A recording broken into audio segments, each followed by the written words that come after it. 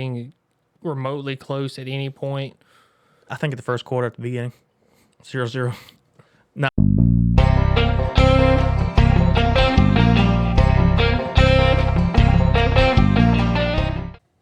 Yo, what's going on, guys? Welcome back to the 157 show. My name is Jonathan. Sitting over here is Austin. I can't even contain it. I'm already laughing about y'all There's losing. so much to talk about. Yeah, it's not even funny, let's go ahead and man. do the introduction. Hit the like button. Share it with your friends and family. Share it Share it with your friends and family. Share it with your friends and Drop family. some comments below. Let us know what you think about the games, man. This was a tough weekend for me, but we'll get to me in a second. Yeah, we'll start with Auburn. That's fine. All right, Auburn, I know, played Georgia. I watched some of that game. It was definitely pretty. It was a good game. I give them that. Georgia finally gave up a touchdown. Yeah. So Georgia trailed for the first time this season, 3-0. War Eagle. Moral victories count. Hey, I said it. Moral victory was within 3 scores, and it didn't happen. I mean, it was 24 points, but it was close for what it could have been. I think. Yeah, I mean, if you want to spin it that way, then I agree with that statement. It could have been a lot worse. So I'm not sure how I feel about it. I know I don't want to come here and just dog Auburn, no pun intended, the whole time, but I do want to say that what happened is what I thought was going to happen. They lost in the trenches. Mm-hmm. They couldn't establish a run game. I mean, I think they had 20. Early on, they looked pretty good. First quarter or something, or when it was 3-0 early on, I was like, well, yeah, on that opening drive, they had 2 4th-down conversions. You go into, unfortunately, you're not finishing the drive, right? And that's kind of going back to the problems that we're having a lot this year in previous regime as well. So I'm hoping as the culture changes and we get Harson's players in there, we kind of overcome those gaps. Right. I mean, Bo Nix looked at times magical. Other times he looked just terrible. To be clear, I don't think Bo did bad at all. I think he had a good game. I think he stats wise, he had a decent game. Yeah, over 200 yards passing. If you was watching it, he just something seemed off. He would get chunk plays, but then he would make a boneheaded play. Yeah, he took a couple crucial sacks. I did note that, and then but the offensive line. I watched one particular play today, and I mean the dude snapped the ball in less than 2 seconds. I mean, he is scrambling for his life, literally scrambling for his life. Going back to the scrambling and gambling, except it didn't go in his favor. On this particular play, it did, but not for the night. So you couldn't establish a run game. You lost in the trenches. And you relied heavily on a quarterback to throw the ball that is not known to throw the ball accurately. I mean, I think Auburn had 26 rushing attempts for 46 yards, or 29 rushing. 29 rushing attempts for 46 yards. That front seven for Georgia is nasty. I mean, they're nasty. Now, I'm not going to get into Georgia, but they're a solid defensive front. And they have just enough offense to get them by with what defense they have. Their defense is such a high caliber. Right. It's working for them. But really, my takeaway for the game is kind of the same it's been all year. You got to establish the run game. You got to have good quarterback play, and your receivers have to catch the damn ball. Right. I mean, it was just like 9 drop passes. Yeah, some of them I'm like, oh my god, like those are easy catches. I think I figured out why Demetrius Robertson transferred, because he didn't catch the ball enough for Georgia, so he's like, let's go to Auburn and not catch the ball, and I'll fit right in. Does that fall back on the wide receiver coach that was fired? I don't know. Or is just the receivers now? I think it's just the receivers. I don't even know. I was watching some of these catches, or some of these drops, and I'm like, how is that not caught? Well, yeah, like it was rolled out. It was so successful with LSU. He was rolling out, and if it was there, Bo Nix took it. But versus Georgia, it wasn't there. I think one of them bounced off his hands. That's how Bo Nix threw that pick. Yeah. Which is just one pick for the game, so I'm happy about that. It wasn't his fault.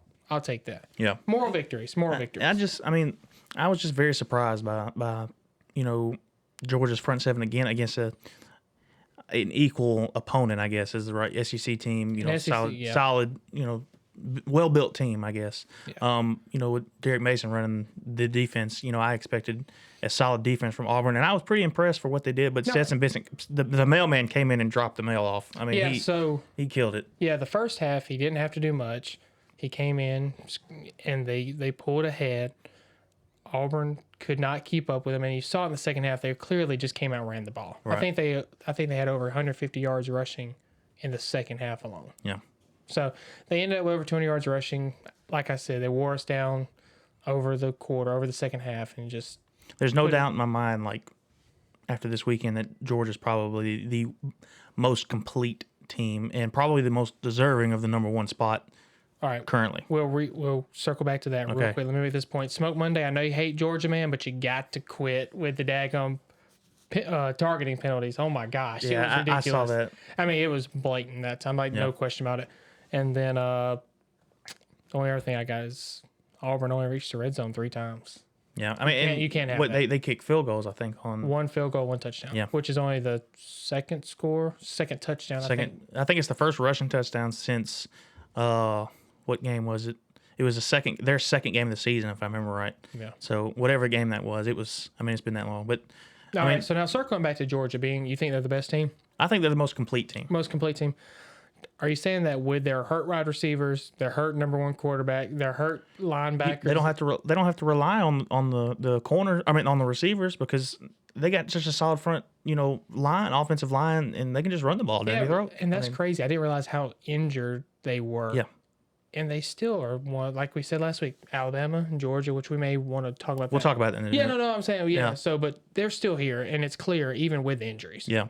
They're well built and well coached. I mean, that's the way it is. And that's really it. I mean, Kirby has been recruiting top notch, players for the last couple seasons, and I think they've been number 1, 2, or 3 in top 5. Let's just say top 5. Yeah, top 5 for certain. But I mean, they're a solid team, and he's been recruiting well. So I mean, I expect nothing less than a top notch performance most of the time. Yeah. Other than that, though, it was a moral victory in the terms of Bo Nix didn't play that bad.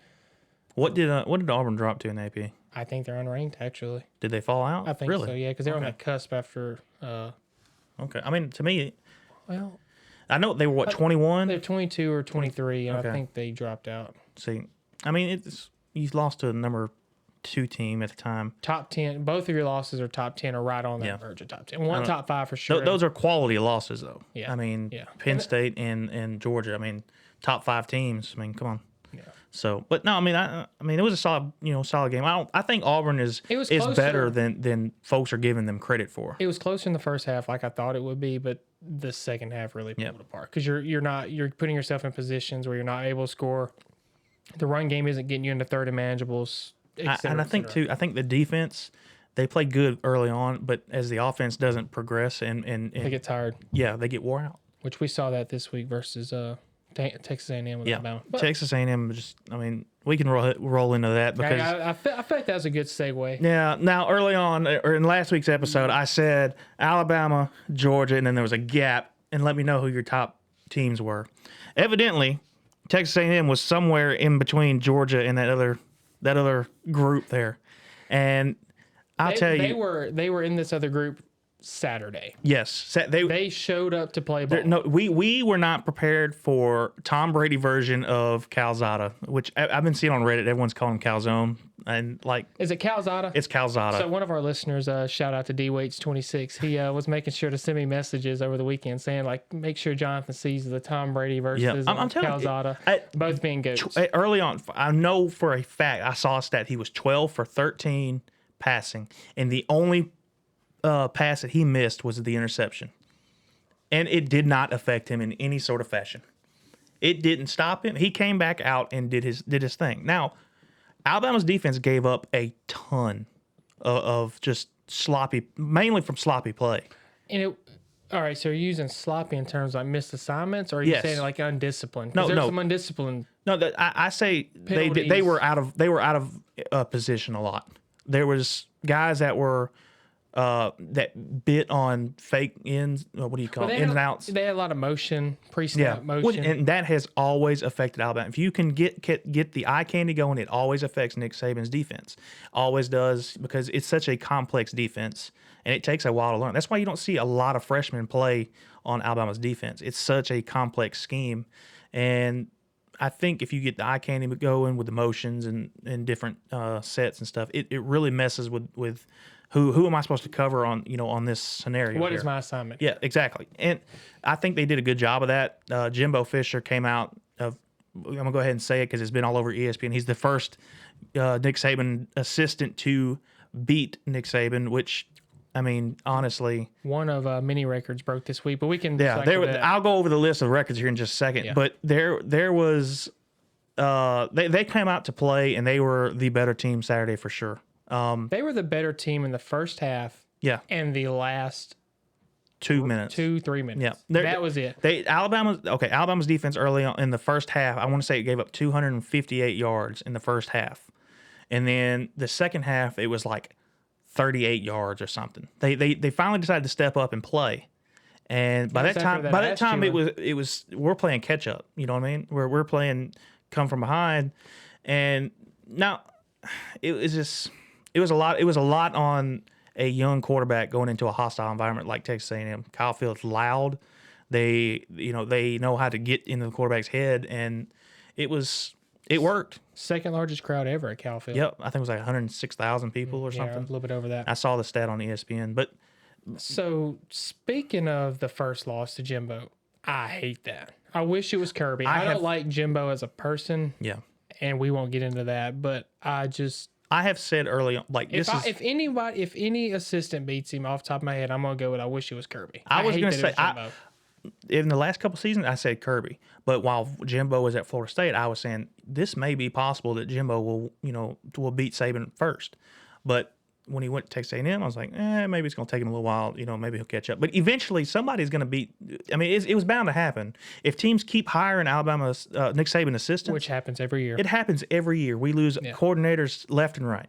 And to be honest, I think it's finally catching up to Alabama this year, consistency and all that. Now, I can just continue to rant on this stuff because, at Saturday night, I wish we would have had Steve Sarkisian calling plays over Bill O'Brien. Yeah, man. Those balls there, though. That was a hell of a game, Oklahoma and Texas. It was. Yeah, it was. Wow. It really was. It was a phenomenal comeback with Oklahoma. But I'm saying you have a young quarterback who is playing in a hostile environment. You have a running back that is averaging 7 yards a carry. That's Robinson. 7 yards a carry, and you're on the 3-yard line, and you call up 3 straight pass plays. See, I didn't pay that much attention to it. But talking about a young quarterback and in a hostile environment, he took 4 sacks. Yeah. Their defensive line, this is what they were, and I caught on to it early on. I'm not a football coach or anything, but I could see it. We're football analysts. This wasn't making any sense to me. Every time we went 5 wide, their defensive guys would shift over and they would overload one side of the offensive line, and you wouldn't know where the blitz was coming from. It was eye candy. It was eye candy, but it happened every time we went 5 wide, and for some reason we continued to go 5 wide. I don't understand. Some of the play calling I did not understand, and I don't know why you would not hand the ball off to a person that's averaging 7 yards a carry to go in for a score instead of kicking a field goal. There was some drops in that game too. Latu dropped a game, which is a tight end for some of y'all, but he dropped a touchdown. I mean, he was right in his hand. He dropped a touchdown. One thing that I think I texted you about during the game, but one thing I found interesting was Bryce Young was underthrowing a lot. And also receivers were just not playing. They were not catching. It was neither were Auburn. Jaleel Billings, the tight end, another tight end. He didn't have a single catch the whole night. He is a stud tight end for Alabama. Kind of like a tight end wide receiver hybrid, basically. But he didn't have a single catch for the whole night. And it was wild to see that Alabama, it looks like they just come out and went through the motions. And this is what Nick Saban... Do you think that this woke up Alabama? I would hope so. Do you think that this Nick Saban has been complaining about this team since the spring? No, I'm with you. And I hope this loss and this, what it was an ass whooping in the first quarter. I hope they wake up and say, oh my God, we can't continue to go through these motions. We have to actually play to the Alabama standard of football. This is not, this right here, this team is not an Alabama team that I'm high on right now. Bryce Young looks good for a younger quarterback. He has played phenomenal. Even in the loss, he played somewhat decent, but he made mistakes, and that's understandable. Young quarterback, we're going to throw interceptions. We're going to have wild passes time to time. Yeah. But it's going to happen. It's just certain plays and certain mistakes by coaches are just it's frustrating as an Alabama fan of what the standard is and what's not happening. Yeah, what you expect and what is occurring or not occurring. Yeah. So one thing that I like that I was kind of looking into was the receivers. You talked about that a minute ago, and I will not disagree. I think John Mechie is a captain. It's his wide receivers. It's his group. Yep. But you want me to tell you who runs that group? That old dude, I can't remember. Jamison Williams. Will Williams. Yeah, fast dude. Yeah, fast dude. He had 10 catches, 146 yards. Leading receiver. Every time I look up Alabama football, just to kind of recap myself to see things I missed, because I'm not watching Alabama as heavy as I'm watching Auburn. I'll just be honest. But every time I look it up, I see 3 names. Young, obviously. Yeah. Robinson, got it right this time. And then the wide receiver, Williams. I never see Mechie, which is fine. He doesn't have to be. Mechie was second now on catch, but he wasn't. He's not the go-to guy right now. He's not the highlight guy. He's not, because I think I want to say he's the top guy, and I want to say he's being covered a lot more because he has the most experience. Everyone knows Mechie. Could be it, yeah. But Williams has definitely come in and stole the show from Ohio. I mean, he transferred in from Ohio State. He's definitely come in and stole the show. But let me give you this, too. Look, Bryce Young is 28 for 48 for 369 yards. Yep. 369 yards passing for a young quarterback, and we lost by a field goal in the end. And you don't win the game. And we don't win. I mean, it's crazy. 3 touchdowns and an interception. And I think at one point I was reading it that Texas A&M had only ran like 16 plays. In the second half, they ran. At one point, it was 10 plays. Yeah. And we was in the fourth quarter. Yeah. It was. I mean, Alabama defense stepped up, but by that time we're already on our heels. We need to get going and score and stuff like that. I tell you, this is just a lot of people have said this. Alabama, it kind of hurt themselves. They blocked the kick, and they got the touchdown off of it instead of being able to get the safety for 2, and then having an opportunity to go for 7, which would give us 9 in the end. Yeah, that's a lot of. It's a lot of thinking. It is situational thinking. So one thing that I wanted to touch on was you block a kick. I'm going to make sure I wrote this right. You blocked a punt, scored a touchdown, but the very next play they had the kickoff. We gave up the kickoff. Okay, I just want to make sure. Yep. Yeah. Again, more people out of position. It was a sloppy night for Alabama. Had every chance to win this game. And I think, was it you I texted that said, this is how this is stuff, well, I said stuff. Yes, I was very angry. But I said this is how Alabama loses games. Like these are the games Alabama loses. Sloppy play, quarterback comes out looking like Tom Brady. And if you go back and think about it, it's true. You got Chad Kelly, played phenomenal at Alabama or at Ole Miss when they went to Alabama. 2014 for you folks. 15, my bad.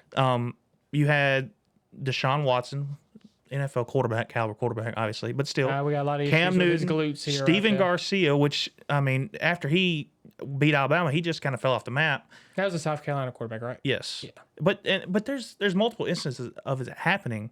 It's just it takes a phenomenal player to beat Alabama, and that's what they had Saturday night in Calzada. I mean, it was wild. And I'll give you all this too while we're talking about it. Some of the records that Alabama had that were broken on Saturday.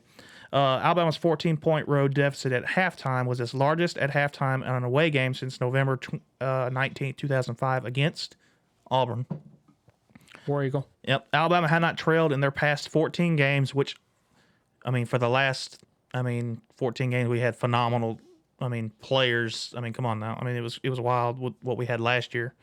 Had previously won 46 straight games when scoring on their first drive. Had not lost a game since November 30th, 2019 against Auburn, which was the two interceptions. It was a weird field goal. Yeah, another weird night. Bo Nix played phenomenal that night. It was crazy. Alabama was 100-0 against unranked opponents, and they're now 101, which breaks the longest streak set since the AP poll. 24-0 under head coaches who served, under Nick Saban, now 24-1. Had not trailed at the end of a quarter in their last 59 quarters.